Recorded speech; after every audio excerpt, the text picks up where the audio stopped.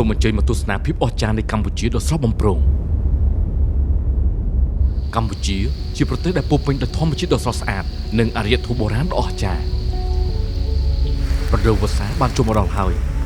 បើអ្នកមិនទាន់បានចេញទៅស្គាល់និងឃើញធម្មជាតិនៅក្នុងរដូវវស្សានោះទេពេលវេលាដ៏អស្ចារ្យបំផុតគឺពេលឥឡូវនេះ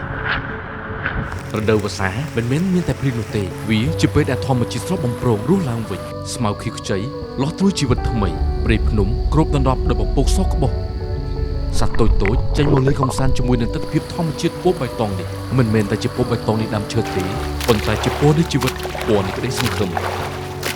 រដូវវស្សាបង្ហាញយើងថា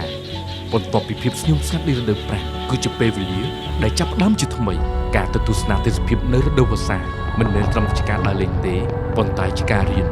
យល់ពីធម្មជាតិការថែរក្សានិងសេចក្តីស្រឡាញ់ប្រទេសជាតិតោះទៅមើលទៅស្ដាប់ទៅទទួលអារម្មណ៍នៃធម្មជាតិជួយយើងស្រឡាញ់ធម្មជាតិដូចដែលយើងស្រឡាញ់ជីវិតរបស់យើងអញ្ចឹងដែរដោយសារជីវិតយើងមិនអាចរស់នៅបានដោយគ្មានធម្មជាតិនោះទេ